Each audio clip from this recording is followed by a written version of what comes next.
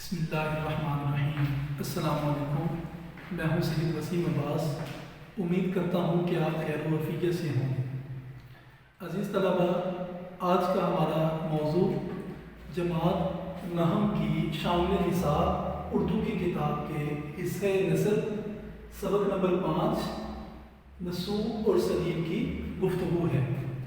آج ہم مصنف کا تعارف اور مشکل الفاظ کے معنی دیکھیں گے۔ عزیز طلبہ، جب اللہ تعالیٰ کسی قوم پر اپنا خاص کرم کرنا چاہتا ہے تو اس قوم کے اندر ایسی شخصیات بھیجتا ہے کہ جو اس قوم کی ذہنی اور فکری اصلاح کا باعث بنتے ہیں۔ عزیز طلبہ، اگرچہ قوم کی ترقی کا باعث اس قوم کے حکمران ہوا کرتے ہیں، لیکن حکمرانوں کو تعمیر کرنے والی جو شخصیات ہوتی ہیں وہ اس قوم کے ادیب ہوتے ہیں، اس قوم کے شعراء ہوتے ہیں۔ تو کیونکہ ایک عربی مقولہ ہے، سید القوم خادمہم، قوم کا سردار ان کا خادم ہوتا ہے، یعنی جیسی قوم ہوتی ہے ویسا حکمران ہوتا ہے۔ تو قوم کو بہتر بنانے کی جو کاوش سر انجام دیتے ہیں، جو کوشش کرتے ہیں، وہ اس قوم کے ادیب ہوا کرتے ہیں۔ عزیز طلبہ، انہی میں سے ایک نام شمس العلماء حافظ ڈپٹی مولوی نذیر احمد کا ہے۔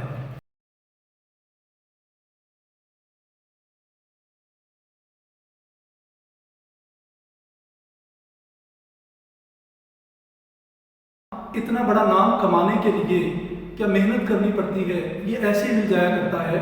تو ڈپٹی نذیر احمد وہ شخصیت ہیں کہ اگر ان کی ابتدائی زندگی کو دیکھا جائے تو یہ ایک بہت علمی گھرانے سے تعلق نہیں رکھتے، لیکن ان کے بعد ان کے اکلوتے بیٹے میاں بشیر الدین احمد، ان کو اگر دیکھا جائے تو ان کا ادیب ہونا یہ کوئی تعجب کی بات نہیں، اچنبے کی بات نہیں ہے، کیونکہ وہ بیٹے ہیں مولوی نذیر احمد کے، اور انہیں گھرانہ ایسا ملا جو ادبی گھرانہ تھا، اور ان کے بیٹے شاہد احمد دہلوی وہ اتنے ادیب، اتنے بڑے ادیب ہیں، تو اس میں بھی کوئی تعجب کی بات نہیں ہے، کیونکہ انہیں بھی گھرانہ ایسا ملا ہے۔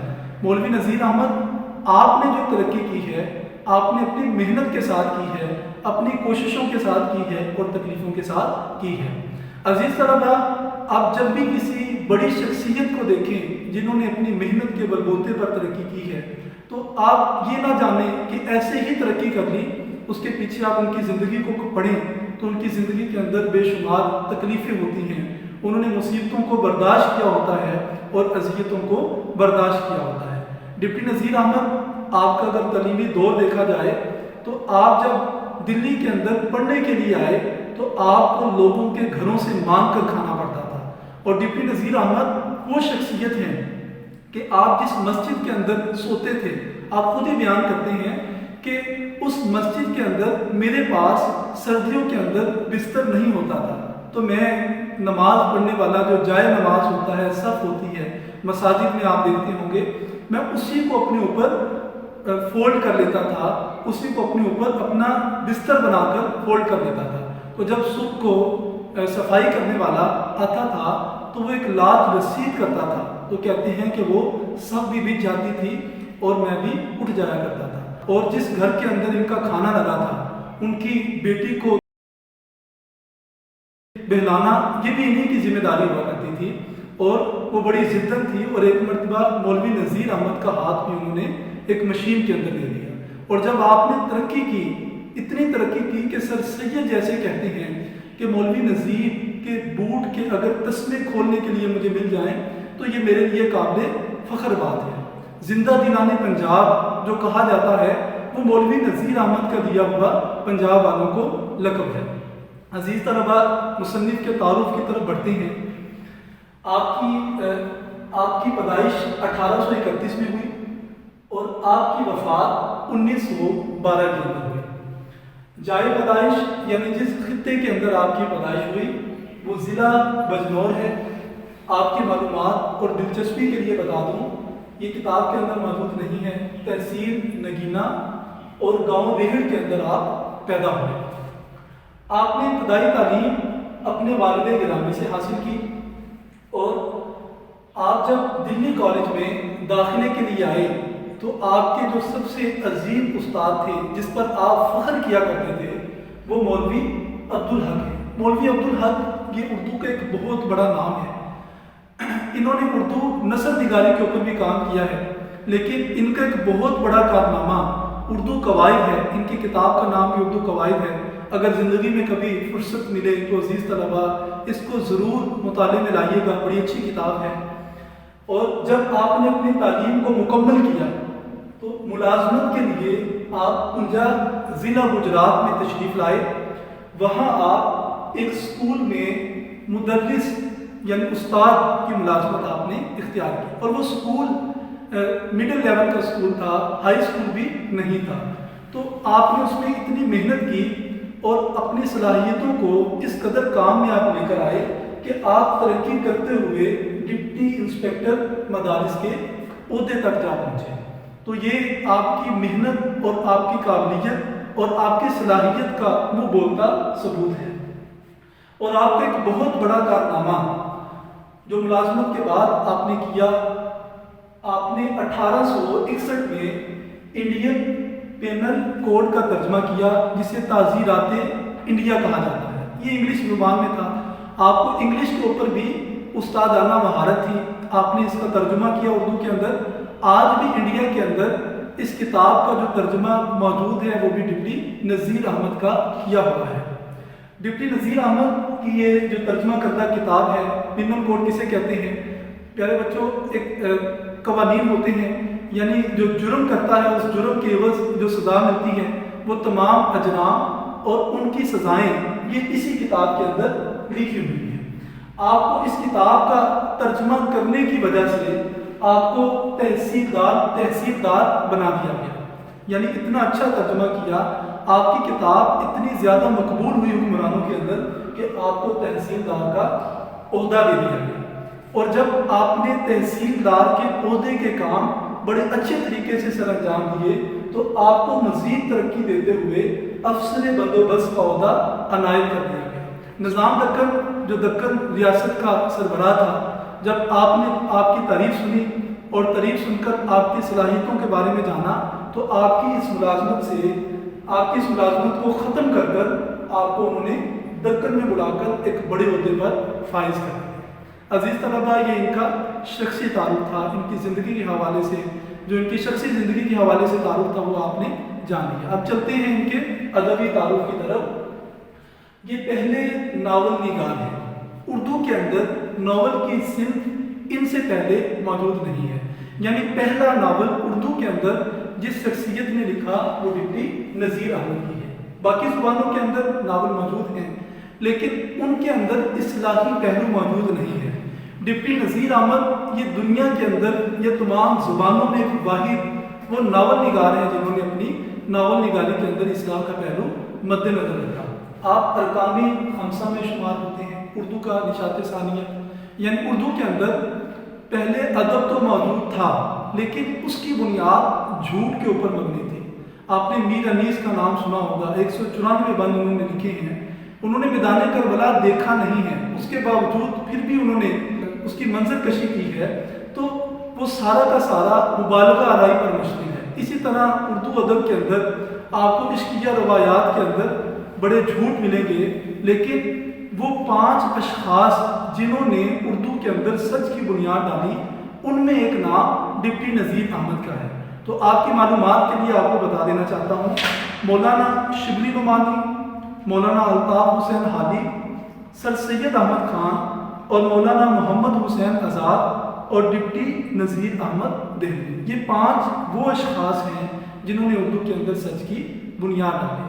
عزیز طلباء، مقصدیت پسندی سے ناول پر اثر، میں تھوڑی سی تاریخ بتانا چاہتا ہوں تاکہ آپ کو پتہ چلے مقصدیت پسندی جس نے ناول کو اثر انداز کیا وہ کیا چیز ہے۔ دیکھیں بیٹا، اردو کے اندر جب تحریر کا آغاز شروع ہوا تو سب سے پہلے جو تحریر لکھی گئی تھی وہ داستان تھی۔ داستان ایسی کہانی کو کہتے ہیں کہ جس کے اندر ایسی باتیں یا ایسی کہانی لکھی جائے جو عقل سے بالا تر ہو، ذہن میں نہ آئے، جیسے الف لیلا کی کہانی آپ نے سنی ہوگی، اور اسی طرح کی اور کہانیاں جو انسانی عقل میں نہ آ سکے، جس میں پریوں اور جنوں کی کہانیاں ہوں۔ تو جب اس صنف نے ترقی کی داستان نے تو وہ افسانہ نگاری، ناول نگاری بن گئی، یعنی اس کے اندر زندگی کے حقائق تو موجود تھے لیکن اس کے اندر کوئی حقیقت موجود نہیں تھی، وہ صرف زندگی میں لطف اندوز ہونے کے لیے لکھی جاتی تھی۔ تو ڈپٹی نذیر احمد نے جو ناول نگاری کی تھی اس کے اندر مقصدیت پسندی کو مد نظر رکھا تھا، یعنی انہوں نے دیکھا تھا کہ ناول نگاری کے اندر کون سی چیز اپنائی جائے تو قوم میں بہتری آ سکتی ہے۔ انہوں نے مقصدیت پسندی کے ساتھ ناول نگاری لکھی، اور اسی بات کو مد نظر رکھتے ہوئے کئی نقاد، تنقید کرنے والے، انہوں نے تنقید کی ہے کہ ڈپٹی نذیر احمد نے ناول نگاری کے ساتھ انصاف نہیں کیا۔ لیکن میں یہ سمجھتا ہوں، میری یہ ذاتی رائے ہے کہ ادب جب بھی لکھا جائے اس کے اندر یہ بات ذہن نشین رکھنی چاہیے کہ اس کے اندر اصلاح کا پہلو موجود ہونا چاہیے۔ ان کی مقصدیت کے حوالے سے ڈاکٹر احسن فروخی کا ایک جملہ میں بیان کرنا چاہتا ہوں، آپ اسے حوالے کے طور پہ لکھ بھی لیجیے گا۔ کہتے ہیں کہ مولوی صاحب کی تمام کتب میں مقصدیت اس قدر نمایاں ہے کہ ناول کہنے کو جی نہیں کرتا۔ وہ کہتے ہیں ناول میں جھوٹ ہوتا ہے، اس میں صرف لطف اندوزی ہوتی ہے، لیکن انہوں نے زندگی کے مسائل کو بیان کر کے ان کی اصلاح کرنے کی کوشش کی۔ وہ کہتے ہیں کہ اسے ناول کہنے کو جی نہیں کرتا۔ ان کی علمی اور عوامی زبان ہے۔ عزیز طلبہ، یہ بات بڑی قابل غور ہے کہ بعض اوقات ایک شخص علم حاصل کرتے ہوئے علم کے ایک بڑے مرتبے پہ جا پہنچتا ہے، لیکن جب بڑے مرتبے پہ جا پہنچتا ہے تو اس کے پاس سمجھانے کا فن، اس کے پاس بیان کا انداز جو ہوتا ہے وہ ختم ہو جاتا ہے۔ آپ کے پاس علم بھی موجود تھا، لیکن آپ نے جس طریقے سے تحریر لکھی ہے، ناول نگاری کی ہے، آپ کے وہ اس قدر آسان ہے کہ ایک عام شخص بھی اسے پڑھے تو اسے سمجھ آتی ہے۔ آپ نے محاورات کا استعمال کیا ہے، آپ کے جو ناول ہیں وہ مکالمہ نگاری کے اندر ہے، یعنی جیسے آپ نے مکالمہ سمجھا تھا، پہلے ہم سمجھ چکے ہیں، تو جیسے آپ نے مکالمہ پڑھا تھا اسی مکالمے کے اندر آپ کی تحریر موجود ہے۔ عورتوں کی مخصوص زبان کے اوپر مہارت، انہوں نے چونکہ اپنے بچوں کی اصلاح کے لیے زیادہ تر تحریر لکھی تھی، تو جو انہوں نے کتابیں اپنی بیٹیوں کے لیے لکھی اس کے اندر عورتوں کے واقعات ہیں۔ اکبری اور عسکری کی حماقتیں، ایک ڈرامہ بھی لگا کرتا تھا، شاید آپ نے دیکھا ہو، اکبری اور عسکری کی حماقتیں۔ اب اس میں عورتوں کے کردار ذکر کیے گئے ہیں، اور جب بھی آپ عورتوں کا کردار ذکر کرتے تھے اس میں آپ عورتوں کے جملوں کا اس قدر خوبصورتی سے استعمال کرتے تھے کہ ایسے محسوس ہوتا تھا کہ واقعی کسی ایک زباندار عورت کی زبان سے یہ جملے لکھے ہیں۔ تو عزیز طلبہ، یہ ان کا ادبی تعارف ہے۔ اب چلتے ہیں ان کی تصانیف کی طرف۔ ان کی جو ہماری کتاب کے اندر تصانیف لکھی ہوئی ہیں، اس کے علاوہ بھی تصانیف ہیں، لیکن چونکہ ہم یہ پڑھیں گے تو یہ 5 تصانیف کا ذکر کیا گیا ہے۔ آپ کی معلومات کے لیے میں نے لکھ دیا ہے کہ کس سن کے اندر یہ پبلش ہوئی تھی، چھپی تھی۔ سب سے پہلی کتاب ان کی میراث العروس، یہ انہوں نے اپنی بیٹیوں کے لیے لکھی تھی۔ اپنی بیٹی کو جہیز کے اندر انہوں نے یہ کتاب دی تھی، اور یہ کتاب اتنی زیادہ مقبول ہوئی کہ چلتے چلتے اس وقت کے حکمران تک جا پہنچے۔ انہوں نے اس کتاب کو پبلش کروایا، تبھی مولوی نذیر احمد کے اندر ہمت بڑھی اور انہوں نے دیگر کتب کو تصنیف کیا۔ تو یہ ان کی کتاب میراث العروس، میراث کہتے ہیں آئینے کو، عروس کا مطلب ہوتا ہے دلہن، یعنی دلہن کا آئینہ، چونکہ انہوں نے اپنی بیٹی کو دی تھی جہیز میں۔ یہ 1849 کے اندر لکھی گئی۔ دوسری ان کی کتاب ہے بنات الناش، یہ ان کی کتاب لکھی گئی 1872 کے اندر۔ اس کتاب کے اندر خانہ داری کے امور، بیٹیاں خانہ داری کس طریقے سے کرتی ہیں اور دیگر عورتوں کے اخلاقی پہلوؤں کو مد نظر رکھتے ہوئے یہ کتاب لکھی گئی ہے۔ تیسری ان کی کتاب توبۃ النصوح، جس کتاب کا ایک حصہ ہمارے سبق میں شامل ہے، یہ لکھی گئی 1874 کے اندر۔ اس کتاب کے اندر نصوح یہ مرکزی کردار ہے، اس کے اندر وہ اپنے بیٹے کی اصلاح کرتے ہیں اور اپنے گھر والوں کی اصلاح کرتے ہیں۔ ان کی چوتھی کتاب فسانہ مبتلا 1887 کے اندر لکھی گئی۔ ابن الوقت 1888 کے اندر لکھی گئی۔ یہ وہ کتاب تھی جس میں انہوں نے بتایا کہ اگر کوئی شخص 2 تہذیبوں کو اپنا لیتا ہے تو وہ کسی بھی کام کا نہیں رہتا ہے۔ بیٹا یاد رکھیں کہ آپ کسی بھی چیز میں آئیں تو اپنے شعبے کے آپ نمبر 1 بنیں، مطلب اس کا یہ ہے کہ فرض کرتے ہیں کہ میں نے ایک مرتبہ ایک جگہ پہ اپلائی کیا، تو میں نے اپنی سی وی کے اندر کمپیوٹر کے حوالے سے بھی کافی فنون لکھ دیے، ٹیچنگ کے حوالے سے بھی لکھ دیے، اور اس کے ساتھ ساتھ میں نے اور بھی کئی چیزوں کے اندر لکھ دیے۔ جب انہوں نے میری سی وی کو دیکھا تو دیکھ کر انہوں نے کہا کہ ہمیں ہر چیز کے اندر کام کرنے والا بندہ نہیں چاہیے، ہمیں ایسا بندہ چاہیے جو کسی ایک فیلڈ کے اندر، ایک شعبے کے اندر مہارت رکھتا ہو۔ تو اسی طرح کسی بھی ثقافت، کسی بھی تہذیب کو اپنائیں تو وہ ایک تہذیب ہونی چاہیے، اور ایسی تہذیب ہونی چاہیے کہ جس کی مثل پھر دوسرا شخص نہ ہو۔ تو اس کے اندر انہوں نے یہی بات ذکر کی ہے ابن وقت کے اندر۔ عزیز طلباء، یہ ان کی تصانیف تھی، اور جس سبق کو ہم پڑھنے جا رہے ہیں، نصوح سلیم کی گفتگو، یہ صنف ادب کے اعتبار سے ناول نگاری ہے۔ ناول نگاری وہ طویل تحریر جس کے اندر زندگی کے حقائق ذکر کیے جائیں، لیکن ڈپٹی نذیر احمد نے اس میں اصلاح کا پہلو رکھا ہے۔ جس کتاب سے یہ لی گئی ہے، اس سبق کا ماخذ توبۃ النصوح ہے۔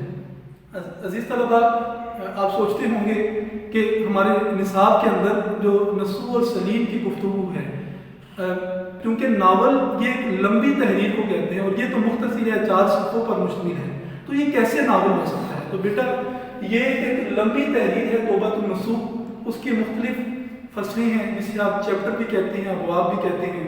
تو اس کی فصل نمبر 4 یعنی چیپٹر نمبر 4 کو ہمارے سلیبس میں شامل کیا گیا ہے، جس کا عنوان ہے نصوح سلیم کی گفتگو۔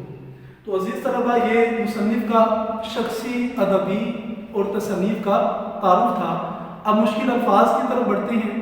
یہ پہلے اس لیے ذکر کیے جا رہے ہیں کیونکہ اگلے لیکچر کے اندر پیراگراف کی تشریح بھی ساتھ ہوگی، اور ساتھ سبق کا خلاصہ بھی ذکر کیا جائے گا۔ تو تشریح کے دوران اگر الفاظ معنی بیان کیے جائیں تو تشریح سمجھنے کے اندر مسئلہ پیدا ہوگا، آپ کا ذہن الفاظ معنی کی طرف چلا جائے گا۔ اس لیے اسے آج ہی لکھ دیتے ہیں، اور آپ بھی اپنی کتابوں کے اوپر اسے نوٹ کر لیجیے گا، تاکہ آپ کو کچھ اندازہ ہو سکے کہ سبق کے اندر کیا چیزیں بیان کی گئی ہیں۔ اور اس کے ساتھ یہ بھی بات آپ زیر غور رکھیں کہ جو چیزیں آپ کو مشکل لگتی ہیں اسے انڈر لائن کر لیں، جب سبق کو پڑھیں گے تو انہی چیزوں کے اوپر آپ زیادہ غور کیجیے گا۔ تو چلتے ہیں الفاظ معنی کی طرف۔ پہلا ہے دلی۔ دلی یہ ہندوستان کا دارالحکومت ہے، اسی کے اندر ایک وبا پھیلتی ہے۔ وبا کون سی ہوتی ہے؟ ہیضے کی وبا۔ ہیضہ ایک متعدی بیماری ہے، پھیلنے والی بیماری۔ یہ کون سی بیماری ہوتی ہے؟ پیٹ خرابی کی بیماری ہوتی ہے، اس میں کیا بھی آتی ہے، پیٹ خراب ہو جاتے ہیں، تو وبا کہتے ہیں پھیلنے والی بیماری۔ آج کل کرونا کا دور ہے، آپ جان رہے ہیں کہ پوری دنیا کو اس نے لپیٹ میں لیا ہوا ہے۔ یہ بھی ایک وبا ہے، ایک وائرس ہے۔ اسی طرح ہیضے کی بیماری بھی ایک وبا ہے۔ مایوسی، نا امیدی، عاقبت، آخرت، خواب آور، نیند طاری کرنا، یعنی ایسی چیز جو انسان پر نیند طاری کر دے، انسان کو سلا دے۔ آج جب بیماری ہوتی ہے، انسان تکلیف میں ہوتا ہے، تو ڈاکٹر میڈیسن دیتے ہیں جس سے مریض کو سکون آتا ہے اور تھوڑی دیر کے لیے وہ سو جاتا ہے، اسے کہتے ہیں خواب آور۔ دل دہلانا، ڈرانا، ہڑبڑانا، بکلانا، تلافی، ازالہ، یعنی کوئی انسان سے غلط کام ہو جائے تو اس کو صحیح کرنا ہو، اس کا بدل پیش کرنا ہو، تو اسے کہتے ہیں تلافی یعنی ازالہ۔ بالا خانہ، بالا خانہ کہتے ہیں اوپر کی منزل، یعنی گھر کی 4 پورشن اگر ہوں تو ان میں سب سے اوپر والی جو منزل ہے اسے بالا خانہ کہتے ہیں۔ بالا کا مطلب ہوتا ہے بلند، خانہ کہتے ہیں کمرے کو، یعنی اوپر کی منزل۔ کولو قرار، کولو قرار کہتے ہیں وعدہ، وعدہ وائی۔ عہد کا مطلب ہوتا ہے وعدہ۔ صاحب زادہ، زادہ کہتے ہیں بیٹے کو، یعنی صاحب کا بیٹا، مراد کیا ہے؟ بیٹا۔ برس، سال کو کہتے ہیں۔ خفا کا مطلب ناراض۔ عزیز طلباء، آپ کے سبق کے 4 صفحات ہیں، ان چاروں پہ میں نے الفاظ معنی الگ الگ لکھے ہیں۔ آپ اسی ترتیب کے ساتھ اس کو لکھ لیجئے گا۔ یہ پہلے صفحے کے الفاظ معنی میں نے بتا دیے ہیں، دوسرے صفحے کے الفاظ معنی آپ لکھ لیں۔ معقول کا مطلب ہوتا ہے عقل مند، یعنی ایسی بات جو مناسب ہو، عقل کی بات ہو، اسے کہتے ہیں معقول۔ گنجفہ، آپ اگر یہ بھی لکھ دیں، تاش کا کھیل، تو یہ بھی کافی ہے۔ لیکن اگر آپ اسے تفصیل سے جاننا چاہتے ہیں تو یہ ایک کھیل کا نام ہے جس میں 96 گول پتے ہوتے ہیں اور 3 کھلاڑی ہوتے ہیں. یہ تاش آپ جانتے ہوں گے، اسی میں سے ایک گیم کا نام ہے گنج. شطرنج یہ امیرانہ کھیل ہے. شطرنج اس میں 64 خانے اور 32 مہرے ہوتے ہیں. وہ گوٹے جو اٹھا کر آپ دوسری جگہوں پہ رکھتے ہیں، تو یہ ایک امیرانہ کھیل ہے. مہرے کسے کہتے ہیں؟ گوٹ. گوٹ کس چیز کو کہتے ہیں؟ جن دانوں کے ساتھ یہ کھیل کھیلا جاتا ہے. سبب، وجہ، اطمینان، سکون. صفحہ نمبر 3 کے الفاظ مانی. مبتدی، ابتدائی، کسی بھی کام کا آغاز کرنے والا، شروع کرنے والا، اس کو کہتے ہیں مبتدی. حافظہ، یادداشت. دابے، دبائے. دبائے کا مطلب یعنی کسی بھی چیز کو دبا لینا، دبا کے پکڑ لینا. پڈی، نیچی ایڑی کا جوتا، یعنی نیچی ایڑی کو کہتے ہیں پڈی، یعنی پڈی جوتا یعنی نیچی ایڑی کا جوتا. چولیاں یہ لفظ ہے قمیص. آپ کی معلومات کے لیے بتا دینا چاہتا ہوں کہ اردو کے اندر 2 بڑے ذہن کے لوگ رہتے تھے، ایک لکھنؤ اور ایک دہلی. ایک اس کو پڑھتے تھے قمیص اور ایک اسے پڑھتے تھے قمیص، لیکن جو صحیح لفظ ہے، درست ترکیب ہے، وہ ہے قمیص. چولیاں کہتے ہیں قمیص. کوڑیوں، بختیرے، بہت زیادہ. بختہ، کہنا. صفحہ نمبر 4 کے الفاظ میں دیکھ لیجیے گا. منزلہ کہتے ہیں درمیانے کو. اموختہ ایسے شبدوں کو کہتے ہیں جو پڑھ کر سمجھ لیا جائے، سیکھ لیا جائے. اموختن کا مطلب ہوتا ہے سیکھنا، اور اموختہ اس میں مفعول کا صیغہ ہے فارسی کے اندر، اس کا مطلب ہے پڑھا ہوا سبق. بصیر و چشم، دل و جان سے. جب آپ کسی بھی بات کو قبول کرنا چاہیں تو اس کے لیے یہ لفظ استعمال کیے جاتے ہیں بصیر و چشم. قبلہ رو، خانہ کعبہ کی طرف منہ کرنا، جیسے ہم قبلہ رو ہو کر نماز پڑھتے ہیں. عمر دراز، لمبی عمر. دلان، صحن. بھلے مانس، شریف النفس، اچھا انسان. جتا دینا، آگاہ کرنا. کھٹا ہونا یہ ایک محاورہ ہے جس کا مطلب ہے اچاٹ ہونا. عزیز طلباء، ہم نے مصنف کا تعارف بھی پڑھا، اس کے الفاظ معنی بھی دیکھے. تو اگلے سبق کے اندر ہم پیراگراف کی تشریح اور سبق کا خلاصہ پڑھیں گے. اللہ حافظ. شکریہ.